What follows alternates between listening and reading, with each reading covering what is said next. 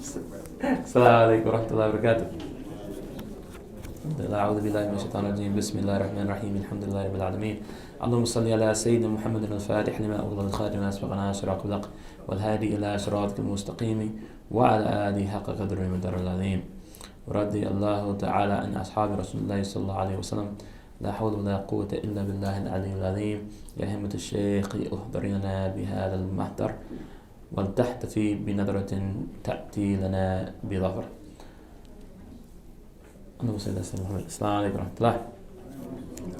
So we're gonna finish up. Not gonna speak too much longer because inshallah Ustadha Sheikha Ieasha Prime is gonna come up after me, and I'm anxious to hear her presentation.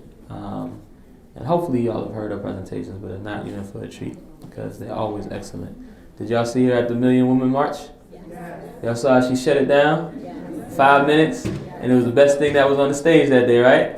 Alhamdulillah, alhamdulillah. So I'm not going to be up here too much longer, and I'm hoping that, maybe inshallah, Sheikh Amin will be pleased and kind enough to bring me back so I can spend some more time with you all, inshallah. Both as a student and a presenter, inshallah. But I want to close out by talking a little bit about the 20th century, and that's sort of where we left off, right? So when we talk about Islam in the 20th century, the narrative usually goes like this. You had the Moorish Science Temple, then you had the Nation of Islam, and then in 1975, the Honorable Elijah Muhammad passed away. Imam Warthi Muhammad rahmatullah alayhi came and took over and introduced the community to the Sunnah. And because of influx of immigrant Muslims starting in 1965, there were now more immigrant Muslims to sort of introduce Sunni Islam to African Americans, and that's the story, right? That's the story you're all familiar with? Yeah. That's not the correct story. So in actuality, the story of African American Muslims who were a part of Ahlul Sunnah, right, goes back, but we've talked about how it goes all the way back to the days of the European slave trade. But even in the 20th century, it goes back at least to this period in the late 1920s, early 1930s, right? At least that far back. Because this is when our brother who I mentioned, Professor Muhammad Izzuddin, went to Egypt, spent 5 years in total overseas in Turkey and Egypt, came back in 1935 or 1936, I believe 1935, and established an organization called the Adino Allahi Universal Arabic Association, right? So he founded this organization. He was active primarily in New Jersey and in Philadelphia, so this whole area, but he had communities that were connected to him in right outside of Buffalo, New York. They started a community called Jabal Arabia, the Arabic hill, because it was on a hill. And I've actually been there to visit. You still see the remnants of the community. They started Izzuddin Village, which I believe is not far from here, right? You all probably know more about Izzuddin Village than me, right? Because it's in southern Jersey. And you also had, around the same time, an influx of people from communities like the Ahmadiyya movement, which was active at this time, the Ahmadiyya or the Qadiani. Most of you, if you don't know, it's a sect that is, it's not Ahlul Sunnah. Many of the scholars of Ahlul Sunnah would say it's a heretical sect because they taught that there was a prophet that came after Muhammad sallallahu alaihi wasallam. There are two branches of their movement. One branch said that this teaching of their teacher was sort of allegorical, that they didn't mean an actual prophet, right? And another group said, no, he was a prophet, right? And this is an Aqidah Dars, to talk about the status of that. I'm just giving you the history. You should know that this movement exists and was active among African American Muslims in the 1930s, 1940s, and 1950s. And you even find, members of that community now. You also had the Moorish Science Temple, of course, which we talked about. But you begin to have African American Muslims leaving these organizations, these groups, and founding communities affiliated or associated with Ahlul Sunnah, right? One being Hajj Wali Akram. You may have read about Hajj Wali Akram, who founded the first mosque of Cleveland.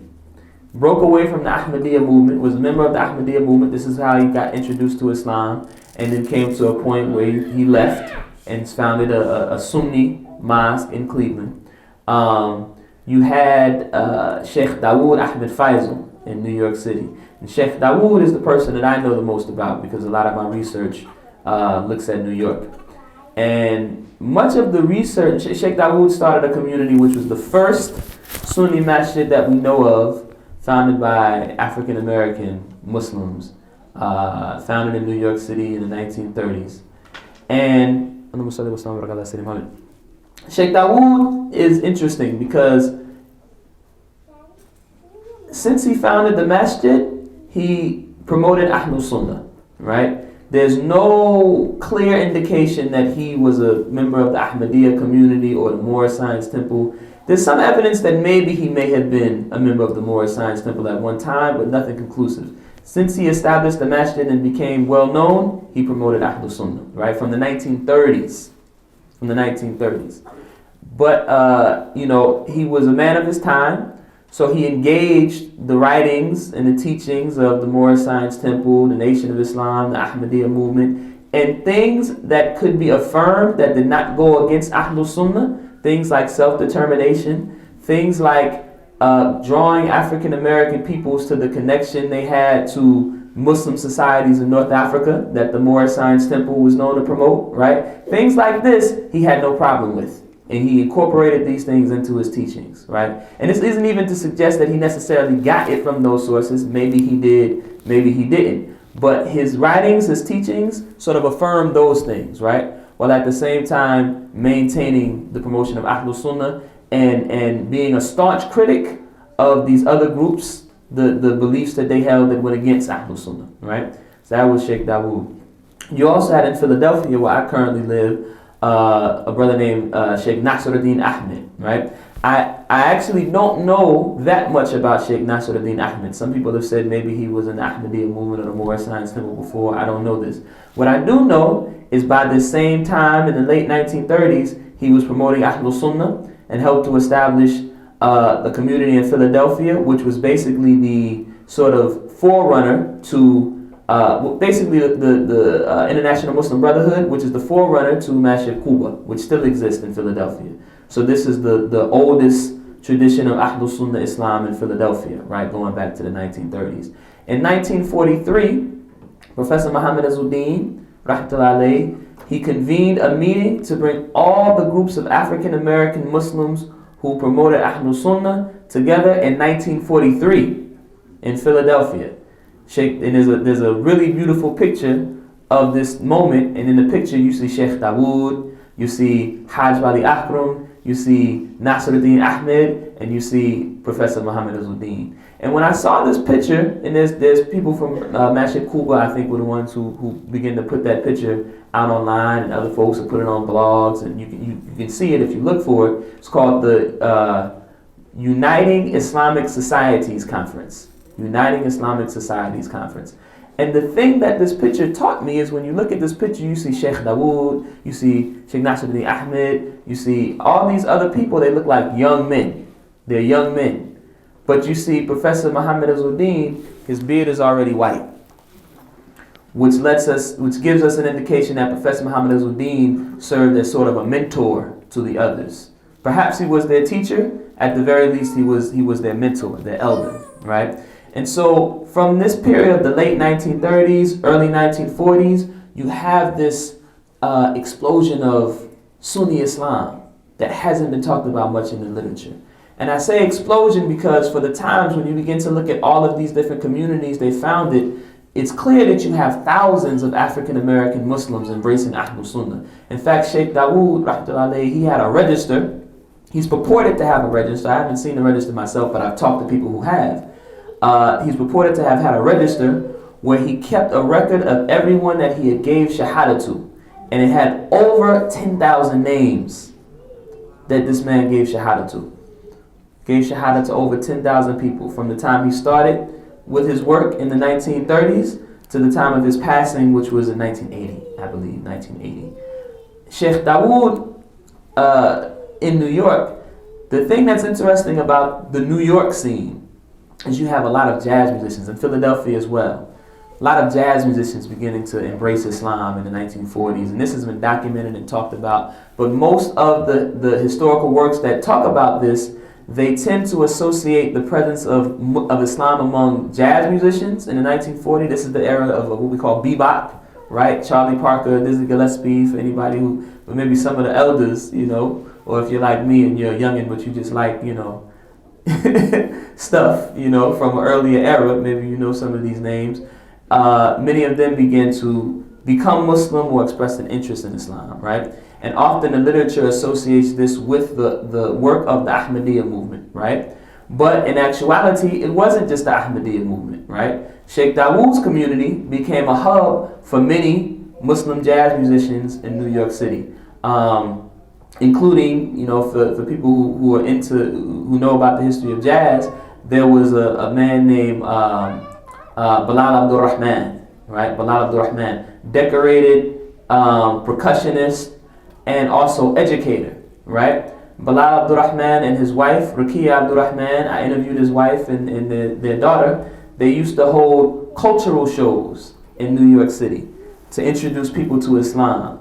But the way they would introduce people to Islam would be to tell them something about Islam and also have a fashion show where you see sisters wearing Islamically appropriate attire influenced by the fashion in West Africa and in some cases South Asia, right? Because of the kind of cultural exchanges that were happening between African American Muslims and South Asian and African Muslims at the time. And they would have demonstrations of musical instruments from Africa and the Middle East that Bilal Abdul Rahman would convene, right? You also had a man named Ahmed Abdul Malik, decorated bassist who played with Thelonious Monk. If you read, there's a historian named Robin Kelly, excellent scholar. He wrote a book called Africa Calls, America Answers. I believe this is the name of the book, Africa Calls, America Answers, talking about exchanges between African Americans and Africans on the continent, and particularly these kinds of exchanges between prominent artists, right, who sought to connect with the legacy of Africa, African American artists. And he has a chapter on Ahmed Abdul Malik. And he presumes that Ahmed Abdul Malik is a member of the Ahmadiyya community. Ahmed Abdul Malik also used to tell people he was Sudanese, right? And so many historians, or some historians, when they discovered he wasn't Sudanese, he was born Jonathan Tim Jr., I believe was his name. You know, they said, okay, this guy's just lying. He was faking, telling people he was Sudanese. But in actuality, you know, what we find was happening in communities like Sheikh Dawood's, Professor Muhammad Azzuddin's community, and the communities that sort of evolved out of this community, some of which are still active in New Jersey. If you know about Muhammad and Ali Jabber, their father, Sheikh Hisham Jabber, who did the janazah for Malcolm X, was a student of Professor Muhammad Azzuddin. Sheikh Kamil Wadood, who I'm sure you all know about Sheikh Kamil Wadood, also a student of Professor Muhammad Azzuddin, right? So these communities that come out of this movement, as well as Sheikh Dawood's community, they understood something about the nature of race, right? So I'm an academic now, right? I'm in graduate school. I'm in a history program and an Africana studies program. And one of the things that they teach us, that they sort of drill into our heads, is that race is a social construct. Have you heard this language before? Race is socially constructed, meaning that, you know, it's not this sort of biological thing, because somebody considered black here can be considered something else in another place, right? Or many of us who are black here, you know, because of this regime where they had the one drop rule in America, doesn't mean all of your ancestors were only from Africa, right? Similarly, many of the people we consider white, not all of their ancestors were from Europe. So it's socially constructed, right? And historically constructed. What we find is that our pioneers among Ahlul Sunnah, African American Ahlul Sunnah Muslims, understood this at a time when it wasn't popular, in the 1940s and 50s. And they begin to say, well, who are we really? What does it mean to say that we're black, right? And so in sort of trying to reconstruct a history that reflected the true history of people of African descent in this part of the world and framed it in an affirming light, they begin to connect themselves with histories of the Moors, right, in North Africa and Spain, with Arabic-speaking people, right? So you have communities like Beit al-Quraysh that emerged from this time, from the students of Professor Muhammad Azzuddin, where folks used to say, well, if you look at the people during the time of the Prophet sallallahu alaihi wasallam, right, and look at what they would be considered here in this time, that's us. And if you look at their historical and genealogical connection to people of East Africa, right, this is us. And so really we're Arab, you know, and this wasn't a sort of self-hate, we want to be Arab thing, we want to get away from being black. This was rethinking the history of people of African descent in a way that reflected these aspects of our history that connect us to other groups of people who are in the world today and who have achieved great things, who are non-European folks, right? And so Ahmed Abdul Malik emerges from this history. And so when he said he was Sudanese, at a time before the country Sudan existed, when Sudan was the term that Arabic-speaking people used to refer to Balada Sudan, what we now call Sub-Saharan Africa or Black Africa, right? Balada Sudan, the land of the black people or the state of the black people. He said, I'm Sudanese, not no Negro, right? And these were the kinds of discourses that were happening at the time. So Robin Kelly, to his credit, excellent, amazing historian, he recognizes that. He doesn't just say, oh, Ahmed Abdul Malik was lying. He says something else is going on here. But because we have a dearth of information in print form about the history of Islam in America, he sort of assumes, okay, he must be Ahmadiyya, right? Because that's who was around at the time. Ahmed Abdul Malik was actually a person who attended Sheikh Dawood's community, a member of Sheikh Dawood's community, this Ahlul Sunnah Masjid in Brooklyn, right? That all the jazz musicians used to hang out, right? And they had a vibrant cultural sort of scene, Sheikh Dawood's community in Brooklyn. Another brother, Haj Harun Dawood, a good friend of mine, mentor of mine down in North Carolina, who was the secretary of Sheikh Dawood. He also he taught history for many years in the university system and is a accomplished trombonist, right? And I don't think he would mind me saying his name before he became Muslim, because if you look online, you'll see it on some of his works, John Mancebo Lewis. So if you're interested in examining some, learning about some of his career as a jazz musician, you may find some things under that name. He has some writings online as well, amazing stuff. But when I talked with Haj Harun, he shared with me a story that I want to share with you all, because people often ask me to share it, and I think it's an important piece of information. So Sheikh Dawood one day was sitting with my friend, my mentor, my elder, Haj Harun, and Haj Harun mentioned that he would always see people come to Sheikh Dawood's office with these funny turbans and funny kufis. And they would go in the office and they would do something, they were making dhikr. And people would ask, what's that about? And he would say, no, you don't need to worry about this. You need to worry about salah right now, wudu. That's where you at. But after spending some time with Haj Harun, he spent more time with Sheikh Dawood and his wife, Mother Khadija, who I also have to mention her name because she's a pioneer in the community who did a great deal of work to educate Muslim women and to promote Islam in a sort of circle of Muslim women that emerged in New York City that really sort of blazed the trail in not only giving dawah but also presenting Islam in a way that was sort of culturally compatible to the community in New York City through things like fashion shows and things like this. So she became a mentor to really created a network of like activist, educator Muslim women in New York City. Amazing women. I've met a few, alhamdulillah. But Haj Harun spent some time with Sheikh Dawood and his wife and sort of became almost like an adopted son, as many people did. And, one day, eventually Sheikh Dawood began to share some more of his knowledge with him. And one day he said, people say to me, shake this, shake that, shake a what? What kind of shake are you? Where'd you get this permission from? And he took off his turban, and inside he had a kufi that had a leather pouch in it. And he said, this is my permission. And he pulls out an ijazah from Sheikh Ahmed Abdul Alawi, radiallahu anhu, who was a sheikh who lived in Algeria at the time, who also did a lot of work to help establish Islam in France, right? Very well-known, decorated sheikh. There's a book that was written about him by Martin Lings called A Sufi Saint in the 20th Century, right? A Sufi Saint in the 20th Century. So he pulls out this ijazah. And I'm, of course, floored by this, like, subhanAllah. So this man, Sheikh Dawood, who's one of our earliest sort of promoters of Ahlul Sunnah Islam, for going back to the 1930s, had an ijazah from this big Sufi sheikh. He was Shadali. Like, what's up? Like, yani how? And you know, the story that he tells me, and it's been corroborated, you know, by other things that I've heard from other people. So when you look at the way the Masjid Sheikh Dawood started, was founded. This Masjid was founded on a street in New York called State Street. In fact, many people, if you talk to elders who know about Islam in New York, I see my elder is nodding his head. They talk about State Street Masjid. This was the Masjid he founded. And State Street is basically on like a straight line. If you walk a straight line on State Street, you'll get to the pier. You'll get to the where all the ships dock.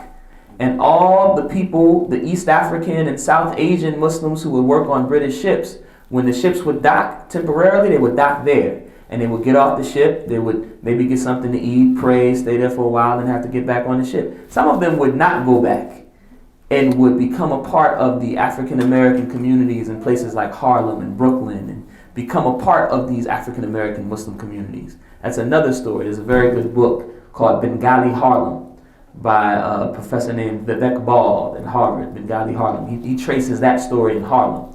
But for the people who would come off and pray and eat and whatnot, then go back on the ship, they'd have to find somewhere to pray. So a group of them, a brother from Yemen named Ghalib, I believe that was his name, if I'm not mistaken. Him and a friend are walking down State Street, and they're looking for a place to pray, and they see this man, this black man, Afro-Caribbean man. Sheikh Dawood was from the nation of Grenada. They see this man, and he says, "Assalamu alaikum." Wa alaikum assalam. Muslim? Yeah, I'm Muslim. You know somewhere we can pray? Yeah, come and pray in my house. So they come and pray in his house. And he has a brownstone. And he uses this brownstone. He's also a member of the sort of black internationalist circles of the time. And he uses his space to sort of help out Arab, African, South Asian Muslim students who are in New York and don't really have anywhere to go, don't have anywhere where they can pray, nowhere for their mail to come to. He opens up his home in this way, as a sort of like almost Zawiya, like a community center, right? And he also runs a school of elocution, right? So he's a teacher of some different Caribbean artists, singers. His wife, Sheikh Mother Khadija, was also a singer. So, you know, he helps people. It's a school of elocution, help people figure out how to articulate, right? Elocute. So he runs his all of these affairs out of his brownstone, and now these brothers are looking for a place to pray. Say, come pray in my house. The house ultimately becomes a masjid. He eventually shuts it down, not shuts it down, but opens it up as a masjid. Him and his wife live on the top floor. One floor is a musalla, another floor is for people to congregate and eat and whatnot. And the masjid is still there today. Masjid Dawood, they named it after him. Even though, you know, as time went on, well, I'll get to that in a minute, but so he opens it up as a masjid, and word begins to circulate through this network, this transnational network of folks working on these ships. That when you, got you, I'm wrapping it up. I'm wrapping it up. This is, you know, historians, sometimes we have a tendency to be too long-winded, you know. One time somebody asked the question of, you know, somebody asked the historian a question, and the response was, well, you know, it all started with Adam. Because where do you start? Yani, everything has a history. So I have to give you the history before the history so you can understand this history. So, alhamdulillah, thank you for being patient with me, Sheikh. I'm going to wrap it up. So, word goes around on this network that when you come to New York and come to State Street, go to this man's house, and that's where you can pray. Word gets back to the Sheikh Ahmed Al-Alawi in Algeria, and he hears about the great work that this man is doing in America. And he's so impressed by it, and he comes to love him so much that he sends this ijazah through the sailors in this network to come back to Sheikh Dawood, right? So this is our legacy, right? This is the connection that we are trying to maintain when we talk about, you know, Ahlul Sunnah and Madhab and Tariq. It doesn't just start, you know. I was in Jordan, and I was having a conversation with another student of knowledge, and he was referring to some of our esteemed and accomplished, more recent Muslim scholars, you know, white scholars who like studied overseas and done a lot of great work to help spread Islam. And he was referring to them as like the first group that went overseas in, I guess, in the 80s, right? The first group that went overseas and studied. And after a while, I just got a little annoyed. And I said, well, brother, you know they're not really the first group. And he said, no, they're the first. I said, no, brother, there was brothers who were studying. No, they were the first. I said, Professor Muhammad Azzuddin went to Egypt and studied for 4 years with Azhari Shuyukh in 1929. He looked at me like, well, I never knew this. You need to know this. This is important. So these communities, Sheikh Dawood's community, Professor Muhammad Azzuddin's various communities that came out of his community, more communities begin to evolve out of these groups. So you may have heard of the Dar al-Islam movement, founded in 1962. It was founded by 3 brothers, including Imam Yahya Abdul Karim, who came out of Sheikh Dawood's Masjid, right? And who studied Quran with a Bengali brother named Hafiz Mahbul, or Maqbul, who taught at State Street Masjid, right? In fact, one of my teachers, Imam Shah Abdul Mani in New York, may Allah preserve him, he mentioned that there was a brother named Redbeard Sharif, who had a red beard back in the 60s, whose son, we believe, memorized Quran. So perhaps there was a hafiz of Quran that we don't know about, that is not documented, because he said in the Dar, they were like, you were humble. You didn't go and say, hey, I'm a hafiz. Like, you keep that to yourself. But when it's time to lead the prayer, you lead the prayer, you know? So this is the kind of stuff that was happening in the 1960s and the 1970s. The Dar al-Islam movement goes on to be, at one time, the largest African-American Sunni Muslim network in America, right? You also have in New York City the Mosque of Islamic Brotherhood. You know, I know more so about things that happen in New York and in the East Coast, like I said. But all of these communities, and like I said, maybe we can come back another day and maybe do a treatment just on the 20th century, right? Because all these centuries need their own, you know, their own presentation, their own conversation, right? But Allahumma salli wa sallam wa ala Sayyidina Muhammad. I do want to highlight a couple of brief points before I close. Things that I feel like are sort of lessons. Oh, and I have to say too, in this same masjid, Masjid Dawood, right, Sheikh Dawood's Masjid, you also had some of the first Maliki fiqh, or fiqh, you know, fiqh according to a madhab courses, right? Back in the it would have been the late 1960s, early 1970s. Sheikh Amin Abdul Awwal Akhir, my teacher, who Imam Amin mentioned, who just called me. I don't know if he's on the way or what. When I stop talking, I'll call him back. But Sheikh Amin, who was a student of the esteemed, renowned Azhari scholar Dr. Suleiman Dunya, who was the head of 2 departments at Azhar, the Department of Philosophy and the Department of Theology, and was, from all the accounts I've heard, the highest Maliki authority at Azhar at the time, came to New York City in the 1960s and said, the new frontier of Islam is America. And had problems with the Arab Muslim immigrant community because they wanted him to really be their, you know, esteemed leader. And he said, I'm not here for you.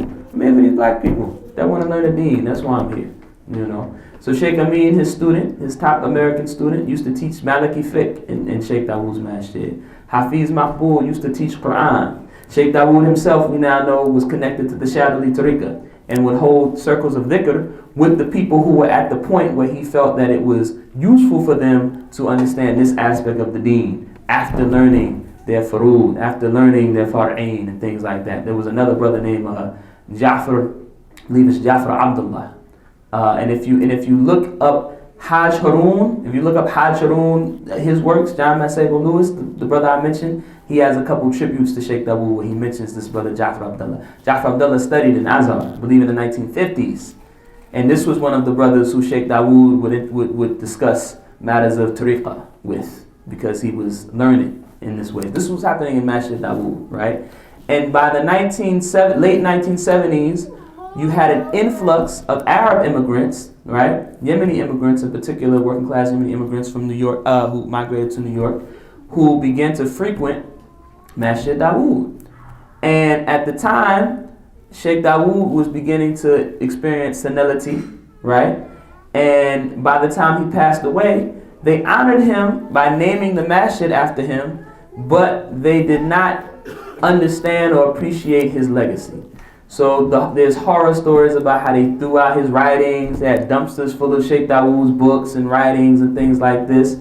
They weren't very respectful to his wife, his widow, who was still living, in the top floor of the masjid. different things like that. I won't go into too much more detail just because of time. Assalamu alaikum wa rahmatullah. Alhamdulillah, my man. Alhamdulillah. But unfortunately, because of this, the legacy of Sheikh Dawood really became eroded. And part of the problem was at the time, and I'm wrapping up, at the time you did not have those younger brothers and sisters, those sort of young lions of the community who would have been able to kind of, hold it down and let it be known like, no, you may not know because you just came from another country, but this is the legacy of this place. This is why this place is important. This is why we have to preserve, this community, and we need to be at the least involved, if not completely in charge of the leadership of this community. Those folks weren't going to Masjid Dawood anymore because many of them were the people who made up the Dar al-Islam movement. And Dar al-Islam movement accomplished a lot of amazing things. But one of the things that I think we can take away from the history, and this is one example, there are other examples, but we don't have time to talk about many more, but one of the example of how our lack of unity prevented us from being able to establish self-determination and maintain our legacy, right? Because when this influx of folks now comes to Masjid Dawood, those young people are gone. Those young people are gone. And that intergenerational connection is broken, right? So this is one of the lessons that even when I talk to my elders from the Dar al-Islam movement, so this is not me talking bad about my elders, my fathers and uncles, because they tell me, yeah, that was a mistake we made, right? So, so the first thing that I want to say that sort of draw our attention to as sort of a lesson we can gather from this history is the importance of maintaining unity. One of our teachers, Sheikh Ibrahim Ieasha, who I mentioned, the grand Sheikh of our Tariqa, who established the city of Medina Bay in Senegal, in one of his writings he says, to disagree is permissible. To disagree is fine. We can have disagreements. But to leave the jama'ah, to leave the community, this is not acceptable, right?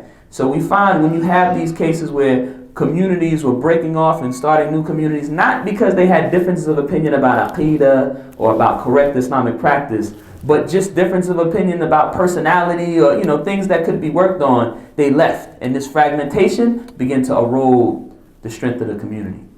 So this is one of the lessons we need to take away from the history. Second lesson for us, really the first lesson from us to take away from the history, and when I come back we can talk more about different things that some of these communities were able to accomplish in the 20th century.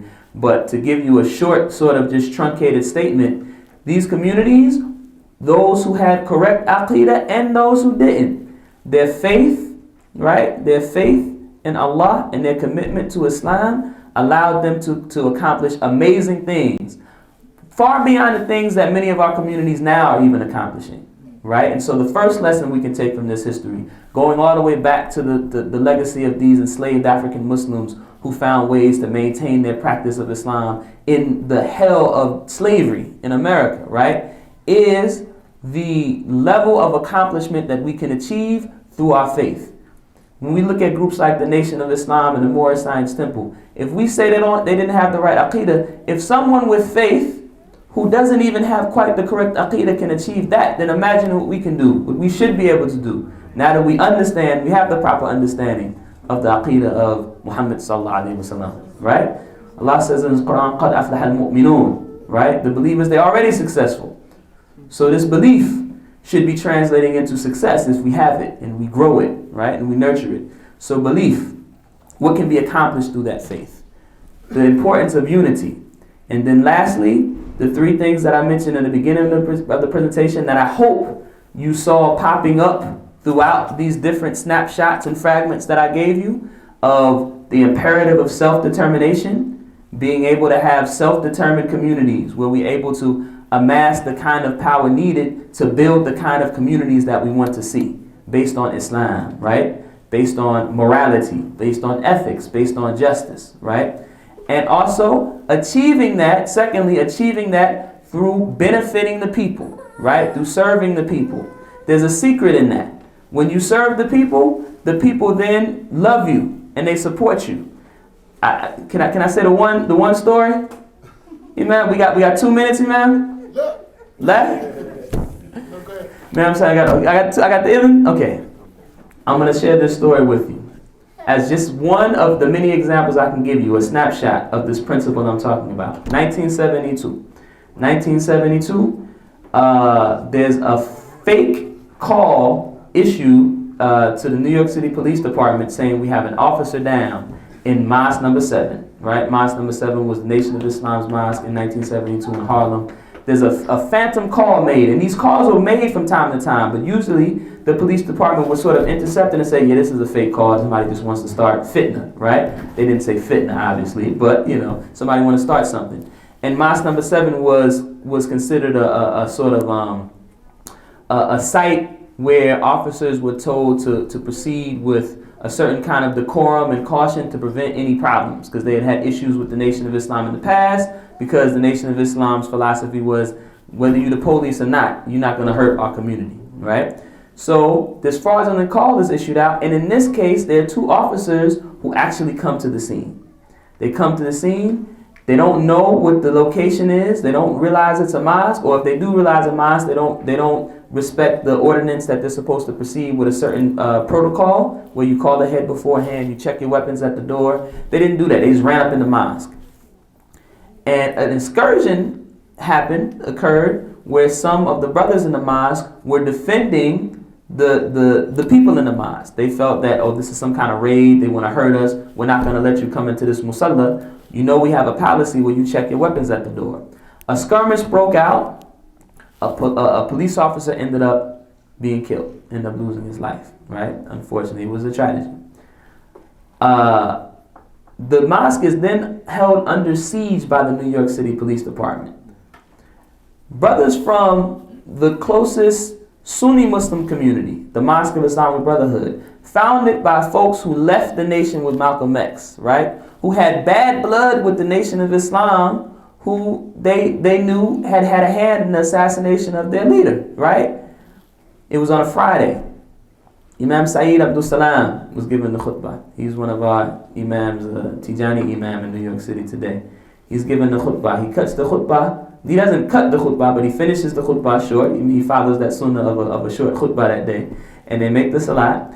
He sends some of the brothers to escort the sisters in the community home.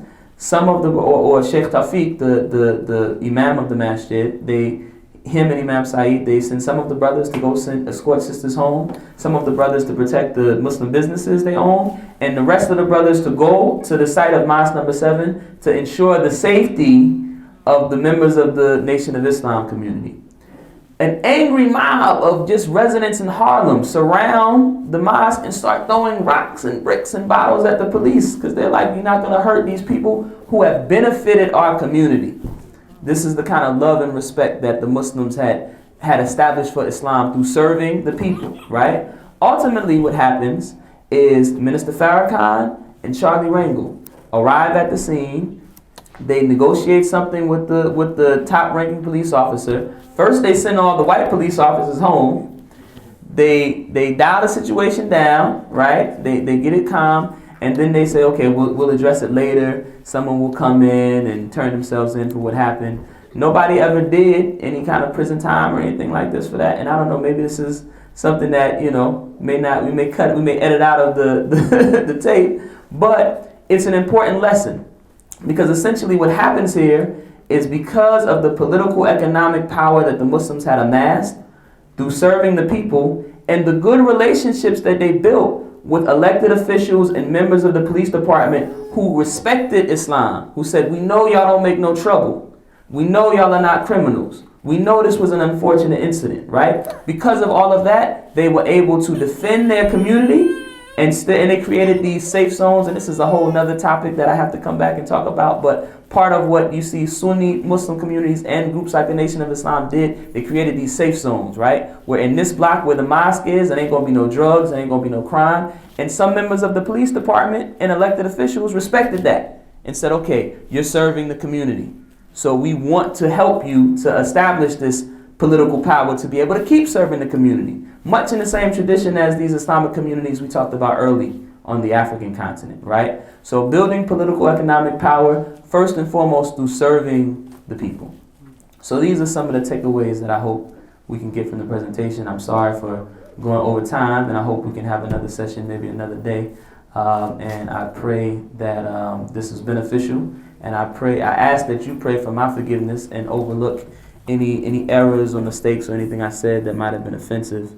ربنا آتنا في الدنيا حسنة وفي الآخرة حسنة وقنا عذاب النار واعف عنا واغفر لنا وارحمنا أنت مولانا فانصرنا على القوم الكافرين ربنا لا تزغ قلوبنا بعد إذ هديتنا وهب لنا من لدنك رحمة إنك أنت الوهاب اللهم أرنا حقا حقا وارزقنا اتباعه وأرنا باطلا باطلا وارزقنا اجتنابه اللهم إنا نعوذ بك من الهم والحزن ونعوذ بك من العجز والكسل ونعوذ بك من الجبن والبخل ونعوذ بك من غلبة الدين وقهر الرجال اللهم صل على سيدنا محمد الفاتح لما أغلق والخاتم ما سبق ناصر الحق بالحق والهادي إلى صراطك المستقيم وعلى آله حق قدره ومقداره العظيم سبحان ربك رب العزة عما يصفون وسلام على المرسلين والحمد لله رب العالمين.